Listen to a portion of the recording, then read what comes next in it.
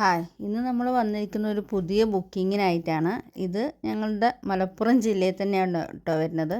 പരപ്പനങ്ങാടി താനൂർ ഭാഗത്താണ് വരുന്നത്. ഇതിൻ്റെ ക്ലൈൻറ്റ് ഖത്തറിലാണ്. ഞങ്ങളുടെ സ്ഥിരം ഫോളോവറാണ്. ഇക്കടെ പേര് വരുന്നത് സൈനു അബിദ് എന്നാണ് കേട്ടോ. അപ്പോൾ ഞങ്ങളും കണ്ടിട്ടൊന്നുമില്ല, ഞങ്ങളുടെ സ്ഥിരം ഫോളോവറാണെന്ന് പറഞ്ഞിട്ട് ഞങ്ങളെ കോണ്ടാക്ട് ചെയ്തതാണ്. ഞങ്ങളുടെ ഒരു പ്രൊജക്റ്റും ഇക്ക പോയി കണ്ടിട്ടില്ല. പിന്നെ മനുവേട്ടനോടും ഇവിടെ സൈറ്റിൽ വന്നിട്ടാണ് ഇക്ക ആദ്യമായിട്ട് സംസാരിക്കുന്നത്. ഇവിടെ സൈറ്റിൽ വന്നിട്ടാണ് ഇക്കയും മനുവേട്ടനും തമ്മിൽ സംസാരിക്കുന്നത്. അപ്പോൾ ഇക്ക മനുവേട്ടനോട് പറഞ്ഞത്, എനിക്ക് നിങ്ങളുടെ വർക്കിൻ്റെ കാര്യങ്ങൾ ഒന്നും അറിയണ്ട, നിങ്ങളുടെ വിശേഷം മാത്രം പറഞ്ഞാൽ മതി എന്നാണ് പറഞ്ഞത്. അതേപോലെ നിങ്ങളുടെ ഇഷ്ടത്തിന് എങ്ങനെയാണോ എൻ്റെ വീട് ഏറ്റവും ഭംഗിയാക്കി തരാൻ പറ്റുക അതേപോലെ ആക്കിത്തരാനാണ് പറഞ്ഞത്. ഞങ്ങൾക്ക് പിന്നെ അങ്ങനെ പറയുന്ന ആൾക്കാരൊരു ഭയങ്കര സന്തോഷമാണ്. കാരണം നമുക്ക് ഫുൾ ഫ്രീഡം കിട്ടുമ്പോൾ ഏറ്റവും നന്നായിട്ടാണ് നമ്മളാ വീട് ചെയ്തു കൊടുക്കുക. അതങ്ങനെ പറയാൻ എന്താ കാരണം എന്ന് വെച്ച് കഴിഞ്ഞാൽ, ഇവിടെ പൊതുവെ എല്ലാവരും തറ ചെയ്ത് പിന്നെ ബെൽറ്റ് അടിച്ച ശേഷം പിന്നെ 2 വരി കല്ല് പൊക്കി വെച്ചിട്ടാണ് കേട്ടോ, വെട്ടുകല്ല് വെച്ച് ചെയ്തിട്ടാണ് ചെയ്യാറ്.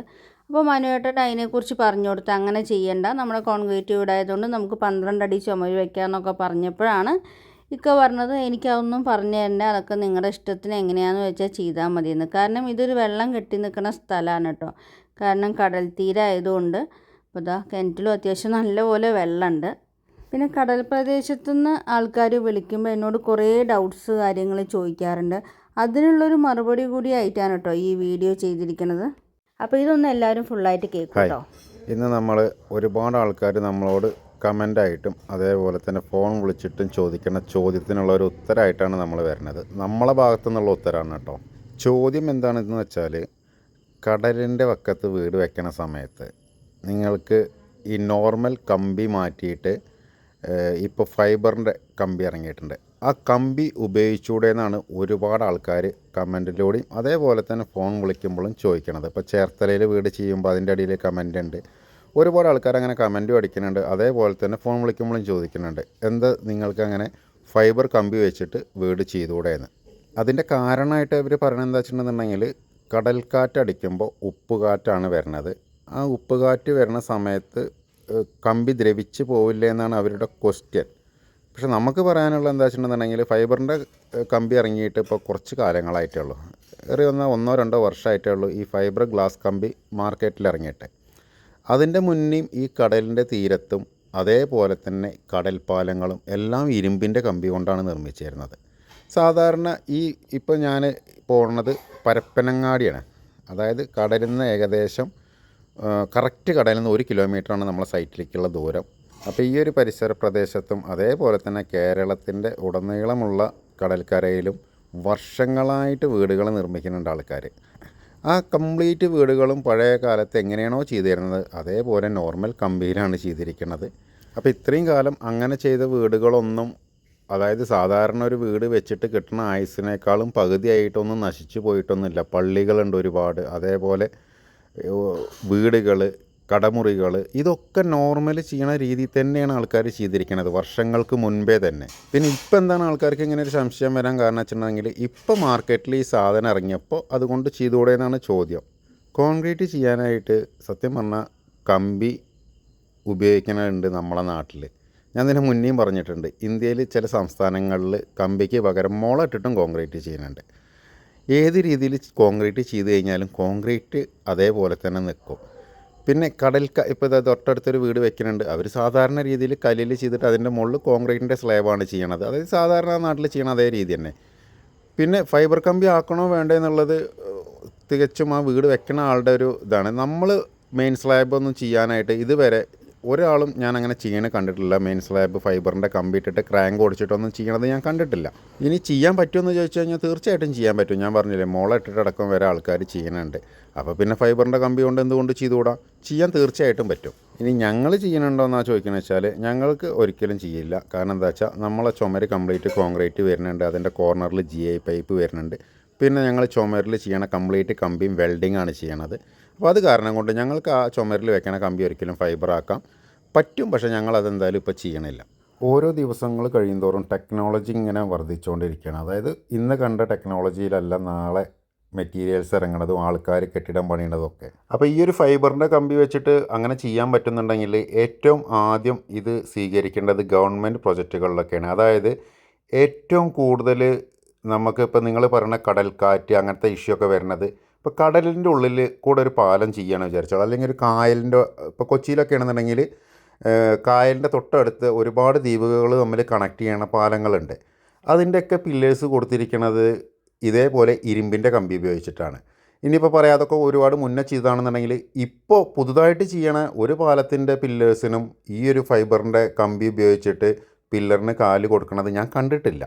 അപ്പോൾ ഈ ഒരു കമ്പിയുടെ ഈ തുരുമ്പിൻ്റെ ഒരു പ്രശ്നത്തിന് നിങ്ങൾ എത്ര ആൾക്കാർ ശ്രദ്ധിച്ചിട്ടുണ്ടാവുമെന്ന് അറിയില്ല. അപ്പോൾ നമ്മൾ ഇതിപ്പോൾ ഈ സൈറ്റിൽ പില്ലറിനിട്ട കമ്പിയാണ്. ഏകദേശം ഒരു വർഷമായപ്പോൾ ഒരു നോർമൽ തുരുമ്പാണ് വന്നിട്ടുള്ളൂ. അപ്പോൾ അവരും പറഞ്ഞത് അവിടെ കടൽക്കാറ്റ് അടിച്ചിട്ടാണ് ഇത് തുരുമ്പ് ഇങ്ങനെ ചെയ്യുന്നതാണ്. സത്യം പറഞ്ഞു കഴിഞ്ഞാൽ ഈ കമ്പി കടൽക്കാറ്റൊന്നും അടിക്കണ്ട. അതായത് നമ്മൾ ഫ്രഷ് കമ്പിമേ നമ്മളെ കൈ കൊണ്ടുപോയി പിടിച്ചാൽ തന്നെ പിറ്റത്തെ ദിവസം ആകുമ്പോഴേക്ക് തന്നെ അതിൻ്റെ കളറ് മാറും. കാരണം നമ്മളെ കയ്യിലുള്ള വിശർപ്പിൻ്റെ ഉപ്പ് അതുമ്മ തട്ടിയാൽ തന്നെ ഈ കമ്പി ഇതേ കളറായിട്ട് മാറും. അതായത് പ്യുവർ കമ്പിയുടെ കളറുമെന്ന് നമ്മളൊന്ന് കൈ കൊണ്ട് അമർത്തി പിടിച്ചാൽ ഒരു 2 ദിവസം കഴിയുമ്പോഴേക്ക് നമ്മൾ ആ പിടിച്ച സ്ഥലത്ത് നോക്കി കഴിഞ്ഞിട്ടുണ്ടെങ്കിൽ കമ്പി തുരുമ്പ് പിടിച്ച പോലെ നമുക്ക് കാണാൻ പറ്റും. അതിന് വലിയ കൺസ്ട്രക്ഷൻ കമ്പനി അതേപോലെ ബ്രിഡ്ജിൻ്റെ ഒക്കെ വർക്ക് ചെയ്യുന്ന ആൾക്കാർ എന്താ ചെയ്യണമെന്ന് വെച്ചിട്ടുണ്ടെങ്കിൽ ഇപ്പോൾ പ്രൈമർ കോട്ടിംഗ് ഉള്ള കമ്പി വരുന്നുണ്ട്. അതായത് ഒരു ഗ്രീൻ പ്രൈമറുള്ള കമ്പികൾ നിങ്ങൾ കണ്ടിട്ടുണ്ടാവും. അത് വലിയ ബിൽഡേഴ്സ് ചെയ്യുമ്പോൾ മാത്രമുള്ള കമ്പി കിട്ടുള്ളൂ ഞാൻ കണ്ടിട്ട്. നമ്മൾ ലോക്കൽ മാർക്കറ്റിലൊന്നും ഇതുവരെ കമ്പി ഇറങ്ങിയിട്ടില്ല. ചില ആൾക്കാരിൽ ശ്രദ്ധിച്ചിട്ടുണ്ടാവും ആ കമ്പി റോട്ടിൽ കൂടെ കണ്ടെയ്നറിൽ കൊണ്ടുപോകുന്നത്. ആ കമ്പിയുടെ ലെങ്ത്ത് വരുന്നത് സാധാരണ നമുക്കൊരു വീട് പണിക്കുള്ള കമ്പി വരുന്നത് മടക്കിയിട്ടാണല്ലോ നിങ്ങളെല്ലാവരും കണ്ടിരിക്കുന്നത്. ഈ കമ്പി മടക്കാണ്ട് ഫുൾ ലെങ്ത്തിലാണ്. അതായത് സാധാരണ ഒരു കമ്പി മടക്കി നിർത്തി കഴിഞ്ഞാൽ ഏകദേശം 12 മീറ്ററാണ് ഉണ്ടാവുക. ഇത് അതിൽ സെയിം ലെങ്ത്ത് തന്നെ മടക്കാണ്ടാണ് ഈ കമ്പി വരിക. അപ്പോൾ ഈ കമ്പികളൊന്നും നമ്മളെ സാധാ മാർക്കറ്റിലുള്ള, അതായത് ഇപ്പോൾ നമ്മൾ അവൈലബിൾ ആയിട്ടുള്ള ചെറിയ കടകളിലൊന്നും, ചെറിയ കടയില്ല, നോർമൽ നമ്മൾ കമ്പിയും പൈപ്പൊന്നും മേടിക്കുന്ന കടയിൽ ഇങ്ങനെ ഗ്രീൻ പ്രൈമർ അടിച്ചിട്ടുള്ള കമ്പി നമ്മൾക്ക് അവൈലബിൾ അല്ല. അപ്പോൾ വലിയ പാലങ്ങളും ഇപ്പോൾ മെട്രോൻ്റെ വർക്കാണെന്നുണ്ടെങ്കിൽ അല്ലെങ്കിൽ ഇപ്പോൾ NH66 വർക്ക് ചെയ്യണ ആൾക്കാരൊക്കെ ഈ കമ്പിയാണ് യൂസ് ചെയ്യണത്. അത് യൂസ് ചെയ്യണ സമയത്ത് നിങ്ങൾ ഈ പറഞ്ഞ പോലെ കടൽക്കാറ്റ് അടിക്കുമ്പോൾ തുരുമ്പ് പിടിക്കുന്ന പ്രശ്നമോ അങ്ങനത്തെ ഒരു പ്രശ്നവും അങ്ങനത്തെ ഒരു കമ്പിക്ക് വരാൻ ഒരു സാധ്യതയില്ല. അതുപോലെ തന്നെ നിങ്ങൾ ഇപ്പോൾ കൈവരി ഇഷ്ടം പോലെ ഓവർ ബ്രിഡ്ജ് ഉണ്ടാക്കുന്ന സമയത്ത് കൈവരിയുടെ വർക്കുകൾ നിങ്ങൾ കണ്ടിട്ടുണ്ടാവും. വർഷങ്ങളായിട്ട്, പ്രത്യേകിച്ച് നമ്മളെ കേരളത്തിൽ വർഷങ്ങളായിട്ട് NH66 വർക്ക് നടന്നുകൊണ്ടിരിക്കുകയാണ്. എന്നോ ഒരു വർഷം മുന്നേ അടിയിലിട്ടതാണെന്നുണ്ടെങ്കിൽ ഇപ്പോൾ അതിൻ്റെ മുകളിലേക്കുള്ളത് വാർത്തിട്ടുണ്ടാവില്ല. അവിടുത്തെ കമ്പി നിങ്ങളിപ്പോൾ ഈ കണ്ട പോലെ തുരുമ്പ് പിടിച്ചിട്ടാണ് അതും ഉണ്ടായിരിക്കുക.